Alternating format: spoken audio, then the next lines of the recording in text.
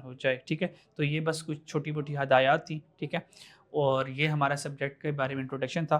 तो क्योंकि compact batch है तो हम इसके ऊपर कोई भी टाइम ज़ाया नहीं करेंगे और आज इंशाल्लाह हम चैप्टर नंबर 2 अपना स्टार्ट कर देंगे, ठीक है जी। अच्छा जी, chapter number 2। So before going to the chapter number 2 and start the chapter number 2 officially, अच्छा जी, ये हमारे पास बिजनेस एंड इकोनॉमिक्स इनसाइट है। मैं बिल्कुल समझ सकता हूँ आप मुझसे अब क्या पूछने वाले होंगे।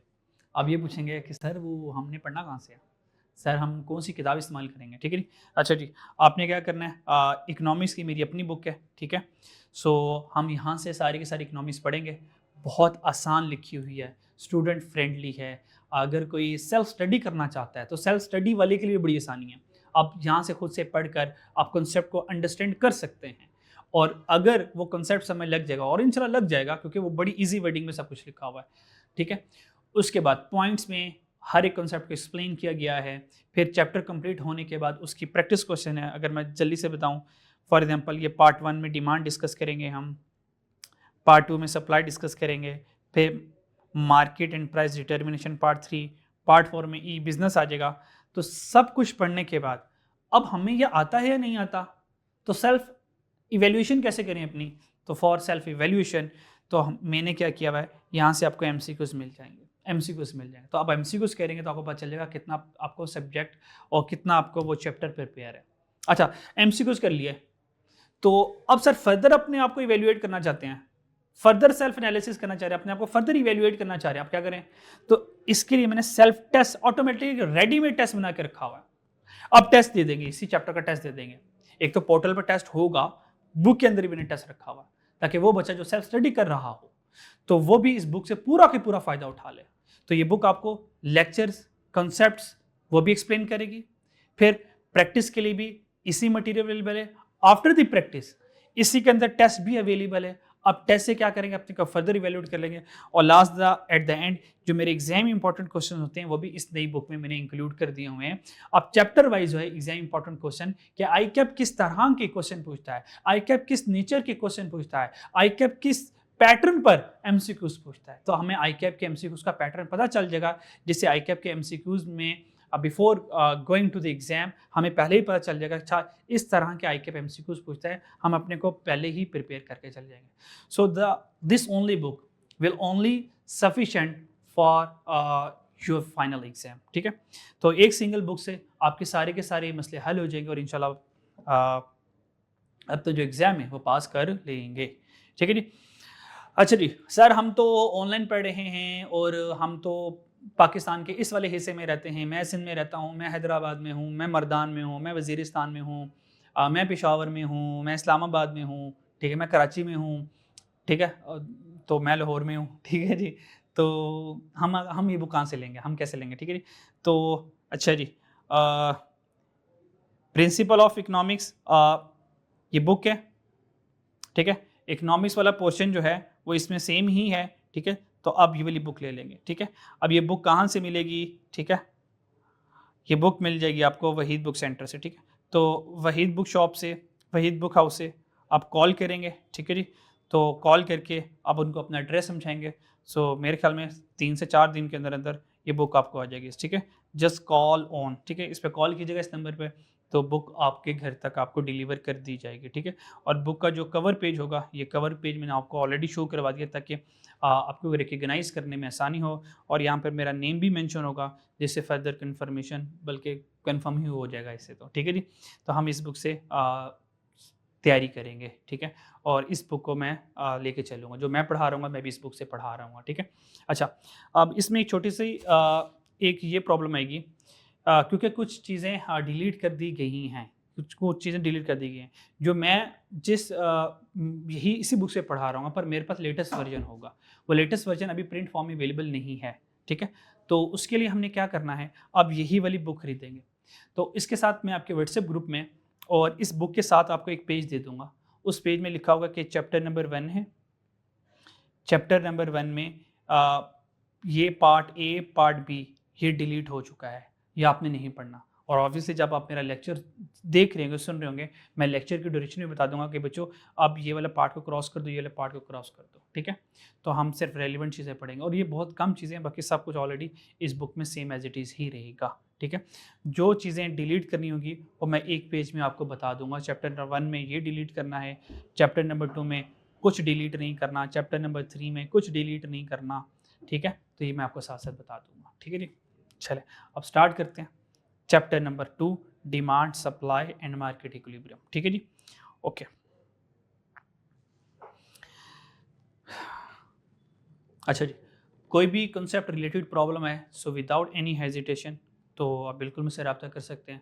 जो आपका ऑफिशियल व्हाट्सएप नंबर होगा, जो ग्रुप्स कॉलेज वालों ने बनाया होगा, तो आप पर उस व्हाट्सएप नंबर पर मैसेज कीजिएगा, so then I will answer your queries. तो मैं आपके जो क्वेश्चंस होंगे उनके आंसर कर दूंगा, ठीक है जी। अच्छा जी, पार्ट 1 डिमांड, हम डिमांड स्टार्ट करते हैं, ठीक है। सो डिमांड से पहले हम ये देखते हैं छोटे छोटे कॉन्सेप्ट्स। सबसे पहले हम देखते हैं कि वांट में, नीड में और डिमांड में क्या फ़र्क है। वांट क्या चीज़ है, नीड क्या चीज़ है और डिमांड इटसेल्फ क्या चीज़ है। तो सबसे पहले हम देखते हैं डिमांड। डिमांड से पहले सबसे पहले देखते हैं नीड। नीड है क्या? नीड कहते हैं हमारी ज़रूरत। So need is the basic necessity of life. So without need so it's impossible for the human being to survive. Need के बगैर सर्वाइवल पॉसिबल नहीं है। नीड के बगैर जिंदा रहना पॉसिबल नहीं है। अगर आपकी नीड पूरी नहीं हो रही है, कोई ज़रूरत पूरी नहीं हो रही है।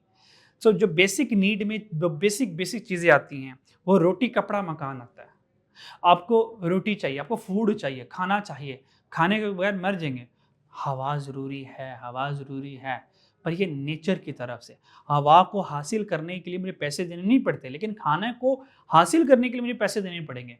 सो ये मैं आपको बताऊंगा डिफरेंस कि सर हवा भी तो ज़रूरी है, ठीक है जी, जिंदा रहने के लिए। अगर हवा नहीं तो मर जाएंगे, बिल्कुल ज़रूरी है, लेकिन हवा पैसों की नहीं आती। हवा को खरीदने के लिए किसी नौकरी करने की ज़रूरत नहीं है। हवा को हासिल करने के लिए कोई आपको जंगलों में जाने की ज़रूरत नहीं है। हवा को हासिल करने के लिए आपको किसी क्वालिफिकेशन को हासिल करने, कोई स्किल सीखने की ज़रूरत नहीं है। लेकिन हाँ, रोटी खाने के लिए आपको मेहनत करनी पड़ेगी, कोई स्किल सीखनी पड़ेगी, कोई काम करना पड़ेगा। You have to earn food, food earn करना पड़ेगा, ठीक है। कपड़े अर्न करने पड़ेंगे, शेल्टर, घर अर्न करना पड़ेगा, ठीक है जी।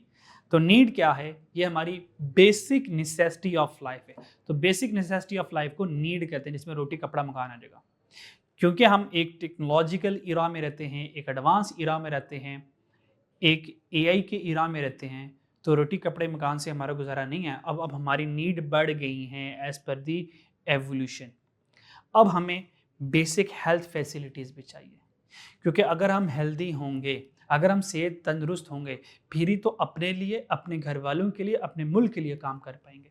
और अगर हम बीमार रहें, अगर हमारी लेबर फोर्स मुसलसल बीमार रह रही है, तो बीमारों से तो काम नहीं हो पाएगा, तो हम तो इतनी तरक्की नहीं कर पाएंगे, ग्रोथ नहीं कर पाएंगे। तो बेसिक हेल्थ फैसिलिटी हमें चाहिए, तो ये भी हमारी नीड बन गई। फिर basic education.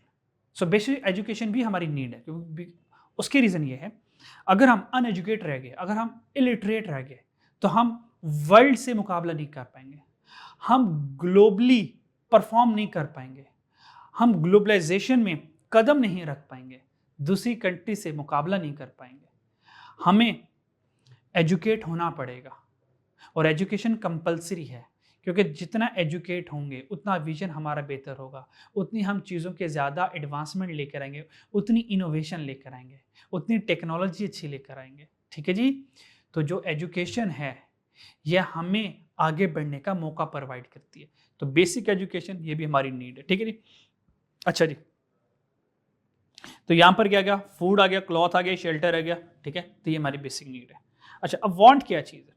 Want, want in simple word, want ये है ख्वाहिश। ख्वाहिश को कैसे डिफाइन करें?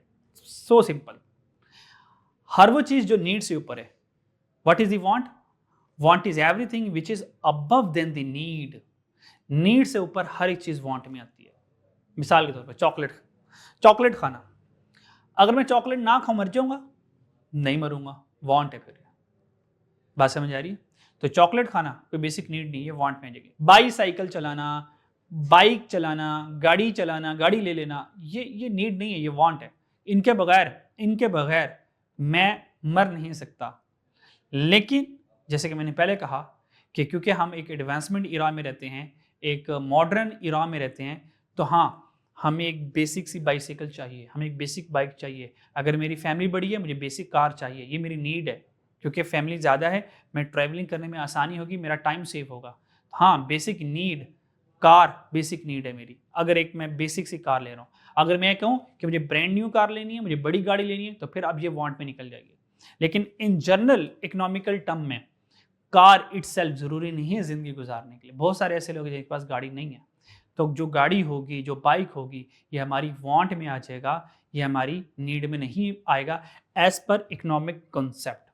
और अगर जनरल पूछें तो ठीक है, फैमिली बड़ी है तो एक नॉर्मल सी कार आपकी नीड है, ये वांट नहीं है। ये ख्वाहिश पूरी नहीं करी, ख्वाहिश पूरी कौन करेगी? एक ब्रांड न्यू कार हो, ठीक है जी, एक रेसिंग कार हो, एक हैवी बाइक हो, एक बड़ी बाइक हो, ठीक है। होप सो नीड और वांट में डिफरेंस पता चल गया। अब चलते हैं डिमांड क्या है। डिमांड कब डिमांड होगी? डिमांड कब? डिमांड का मतलब क्या? मुझे भूख लगी है so I demand for the food, मुझे प्यास लगी है so I demand for water, so मुझे बात करनी है so I demand for some communication equipments, so मुझे टेली कम्युनिकेशन इक्विपमेंट्स चाहिए, मुझे मोबाइल फ़ोन चाहिए, उसके अंदर सिम होनी चाहिए, सिम हो तो बैलेंस भी होना चाहिए, व्हाट्सएप पर कॉल करें तो इंटरनेट होना चाहिए, ठीक है। तो डिमांड का मतलब ये नहीं है कि जो चीज़ आप चाहते हो तो वो जो आपकी चाहत है वो डिमांड बन जाएगी, नहीं, चाहत वांट है। डिमांड कब डिमांड बनेगी? इसके लिए दो कंडीशन का पूरा होना जरूरी है for the demand. Number one, demand कब डिमांड बनती है? अदरवाइज ये डिमांड कभी भी डिमांड नहीं बनेगी। देखें, मेरी चाहत के ऊपर मुझे चीज़ें नहीं मिलेंगी, मेरी चाहत के ऊपर मुझे चीज़ें नहीं मिलेगी। मेरी चाहत ये मेरे पास बड़ी गाड़ी हो, मुझे नहीं मिलेगी जब तक मेरे पास गाड़ी को खरीदने के लिए पैसे नहीं है। सो डिमांड में दो चीज़ें आती हैं, एक वांट, ख्वाहिश का होना बड़ा ज़रूरी है। ख्वाहिश नहीं है तो फिर भी डिमांड नहीं है। अभी मैं एग्जांपल देता हूँ आपको, अक्सर मैं क्लास में एग्जांपल देता हूँ, एग्जांपल दूंगा।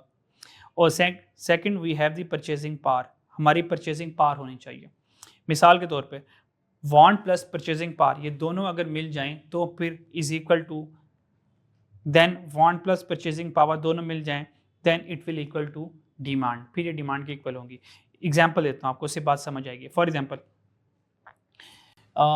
एक बंदा है, उसकी चाहत है कि वो एसी खरीद ले, वो एसी खरीदना चाहता है, लेकिन a person has no money to buy the AC, उसके पास परचेसिंग पावर नहीं है, उसके पास एसी खरीदने के पैसे नहीं हैं, वो एसी नहीं खरीद सकता, पैसे नहीं हैं, तो डिमांड क्रिएट नहीं होगी। ऐसा नहीं होगा मैं शॉप पे जाऊंगा, शॉप वाले कहूँगा भाई मैं एसी खरीदना चाहता हूँ, शॉप वाले कहेगा पैसे, हम कहेंगे पैसे नहीं होगा, चल भाग जा, एसी भी नहीं है फिर। तो डिमांड पूरी नहीं होगी क्योंकि परचेसिंग पावर पैसे नहीं है एसी को खरीदने के लिए। एक बंदा मिलियनर है, so he has a lot of money to spend, लेकिन वो डायबिटिक पेशेंट है, वो शुगर का मरीज़ है, शुगर का पेशेंट है। उसकी परचेजिंग पावर तो है, वो मिठाई खरीद सकता है, स्वीट खरीद सकता है, लेकिन वो ख्वाहिश नहीं करेगा, वो ख्वाहिश नहीं रखता उसकी। क्यों? उसका पता है मैं मिठाई खाऊंगा तो जन्नत में चले जाऊंगा, ठीक है जी। यहाँ मिठाई खाई और यहाँ मेरी जन्नत की टिकट कट गई, ठीक है जी। तो अल्लाह उसको जन्नत में लेके चले जाए, ठीक है जी। लेकिन जानबूझ के वैसा नहीं करेगा, नहीं करना चाहेगा। तो अगर एक डायबिटिक पेशेंट है, उसके पास ढेर सारे वाले पैसे हैं, लेकिन वो मिठाई खरीदना नहीं चाहेगा। अगर एक बंदा कोई चीज़ खरीदना ही नहीं चाहता तो उसकी डिमांड क्रिएट नहीं होगी। सो डिमांड क्रिएट कब होगी? जब एक बंदा, फॉर एग्जांपल मैं मोबाइल ख़रीदना चाहता हूँ, मेरे पास मोबाइल ख़रीदने के पैसे भी हैं, हाँ, फिर डिमांड क्रिएट होगी, फिर डिमांड क्रिएट होगी। सो डिमांड बनती है वांट प्लस परचेजिंग पावर के साथ, ठीक है। अच्छा जी, अब डिमांड की जरा डेफिनेशन देखते हैं। डिमांड की डेफिनेशन क्या है? Demand is the quantity of goods and services. हम सर्विसेज की भी डिमांड कर सकते हैं। फॉर एग्जांपल, मुझे कटिंग करवानी है तो मैं बार्बर के पास जाऊँगा, और मुझे कपड़े स्टिच करवाने हैं, मैं टेलर के पास जाऊँगा, मुझे जूते स्टिच करवाने हैं तो मैं मोची के पास, कॉबलर के पास जाऊँगा, ठीक है जी। इस तरह मुझे मोबाइल फ़ोन चाहिए तो मैं मोबाइल शॉप पर जाऊँगा, ठीक है जी। खाना चाहिए किसी रेस्टोरेंट पे या किसी खाने वाली शॉप पर चले जाऊँगा। सो हम क्वांटिटी गुड्स, हम गुड्स की भी डिमांड करते हैं और सर्विसेज की डिमांड करते हैं। जैसे कि आप लोगों ने कहा भाई हमने लेक्चर बाय करना, तो लेक्चर में क्या दे रहे हैं? I am just providing this services, क्योंकि प्रोडक्ट तो बिक नहीं रही, तो सर्विसेज सेल हो रही हैं, ठीक है जी। अच्छा जी, so demand is the quantity of goods and services. तो हम गुड्स और सर्विसेज दोनों की क्वांटिटी, गुड्स एंड सर्विसेज दोनों की क्या करते हैं? डिमांड करते हैं। विच बायर आर विलिंग, सबसे ज़रूरी बात, बायर विलिंग हो टू बाय दी गुड्स और टू बाय दी सर्विसेज। इस विलिंगनेस में क्या आ जाएगा, इस विलिंगनेस में बायर की वांट आ गई। एंड एबल टू बाय, सी वो जो बायर है वो विलिंगनेस ना शो करे, मैं खरीदना चाहता हूं, भाई पैसे भी तो होने चाहिए। तो एबल टू बाय, उसकी परचेजिंग पावर होनी चाहिए। So he must has purchasing power to buy the product, उसकी परचेजिंग पावर होनी चाहिए in a given time period, जो भी एक पर्टिकुलर टाइम पीरियड है। So that is the demand. तो ये हमारी डिमांड हो जाएगी, ठीक है ना। सो एवरी डिजायर और वांट इज नॉट डिमांड, हर एक डिजायर और वांट डिमांड नहीं होगी। डिमांड कब डिमांड होगी, जब वांट के साथ परचेजिंग पावर और परचेजिंग पावर के साथ वांट होगी, ठीक है। Hope so you get the definition of demand. So demand की डेफिनेशन हमारी होगी, ठीक है। अच्छा जी, तो क्या आप ऑनलाइन में पढ़ रहे हैं तो ज़रूरी नहीं है आप मेरे ही पेज से चलते रहें। आपको लगा नहीं यार नीड वांट और डिमांड में समय लगी है तो फिर ठीक है मेरे साथ चलते रहें। आपको लगा नहीं यार मुझे थोड़ा सा ना इसको रुक के सोचने की फ़र्ज ज़रूरत है, वीडियो को पॉज करें, अपने नोट्स बना लें, ठीक है, और गो थ्रू कर लें कॉन्सेप्ट को। आपको लगा गो थ्रू कर लिया, दोबारा से प्ले करें और दोबारा से आगे लेक्चर को कंटिन्यू कर लें। तो ऑनलाइन में तो पढ़ना ही बड़ा आसान है, जब चाहें मुझे स्टॉप कर लें, जब चाहें प्ले कर लें, ठीक है जी, क्लियर। तो शरारतें नहीं करने लग जाना, खेलने नहीं लग जाना, तो लेक्चर के ऊपर ही फोकस करना है, ठीक है जी। अच्छा बच्चों, लॉ ऑफ डिमांड क्या है, लॉ ऑफ डिमांड स्टार्ट करते हैं। लॉ ऑफ डिमांड क्या है, अच्छा जी ज़रा खुले मैदान में आ जाते हैं ज़रा, ठीक है, खेलना ज़रा आसान हो जाएगा। लॉ ऑफ डिमांड ये है, लॉ ऑफ डिमांड ये है कि for example law of demand ये कहता है सबसे पहले सीट्रस पेरिबस, सीट्रस पेरिबस में वो क्लेम करता है, उसके बाद वो एक डेफिनेशन सुनाएगा। तो सबसे पहले हम कहेंगे सीट्रस पेरिबस, जैसा कि other thing remain same, other thing remain same, सब कुछ सेम हो जाए, सब कुछ सेम हो जाए, सब कुछ कांस्टेंट हो जाए। सीट्रस पेरिबस एक लैटिन फ्रेज है जिसका मतलब होता है अदर थिंग रिमेन सेम, सब कुछ सेम हो गया, सब कुछ कांस्टेंट हो गया। When price of a product, when price of a product increases, जब एक प्रोडक्ट की प्राइस इंक्रीज होगी, quantity demanded decreases, quantity demanded decreases, so quantity demand decrease कर जाएगी। यानी कि when price of a product increases, quantity demand decreases, quantity demand decrease कर जाएगी। जब चीज़ें महंगी होंगी, लोगों की साइकी क्या है। अच्छा इकोनॉमिक्स ये नहीं है कि अच्छा सर किताब में तो ये है, रियलिटी में कुछ और नहीं। किताबें कब बनती हैं, ये पता है, किताबें, ये किताबें जो बनी हैं, हम किताबों को देख के ज़िंदगी गुजारेंगे, नहीं नहीं नहीं नहीं नहीं नहीं, लोगों की ज़िंदगी को स्टडी कर करके किताबें बने हैं।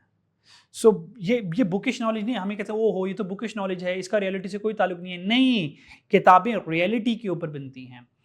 लोगों ने ऐसी जिंदगी गुजारी, लोगों ने ऐसा बिहेव किया, लोगों के बिहेवियर को रिकॉर्ड किया, वो किताब बन गई।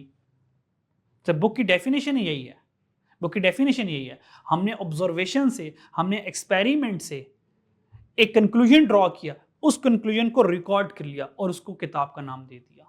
ठीक है, तो ये नहीं कह सकते अच्छा ये सॉरी ये तो किताबी वाली बातें हैं, मार्केट में कुछ हो रहा होगा। नहीं नहीं नहीं नहीं, जो मार्केट में हो रहा है किताब में भी वही लिखा होगा। ठीक है जी, इल्ला माशाल्लाह एक्सेप्शन और ऑलवेज देयर। हो सकता है अगर कोई ठीक है उल्टी डायरेक्शन में जा रहा है तो फिर हम क्या कर सकते हैं। तो इकोनॉमिक्स क्या कहती है, जब चीज़ें महंगी होंगी तो लोग चीज़ें कम खरीदेंगे। तो देखें ऐसा ही होता है।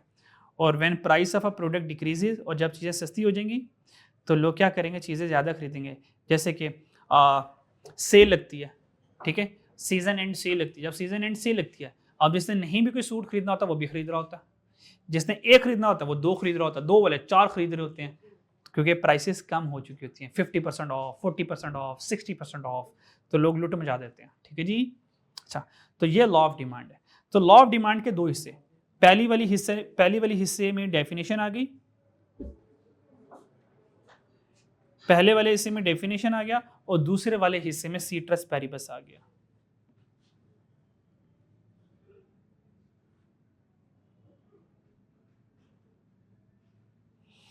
दूसरे वाले हिस्से में सीट्रस पेरिबस आ गया। सीट्रस पेरिबस क्या है, सीट्रस पेरिबस लॉ की अजम्पशंस हैं। सीट्रस पेरिबस क्या है, ये लॉ की अजम्पशंस हैं।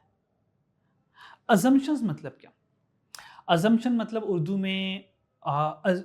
में अजम्पशन को क्या कहेंगे, उर्दू में अजम्पशन कहेंगे, फ़र्ज़ कर लें ऐसे ही कहेंगे, या अब मैं एग्जैक्ट वर्ड आ नहीं रहा, उर्दू मेरी माशाल्लाह वैसे ही पूरी सी है। अजम्पशन कहेंगे ख्याल, ठीक है जी, या फ़र्ज़ कर लें। तो सीट्रस पेरिस मतलब अब हम अज्यूम करेंगे, हम फ़र्ज़ करेंगे कि जो क्वांटिटी डिमांड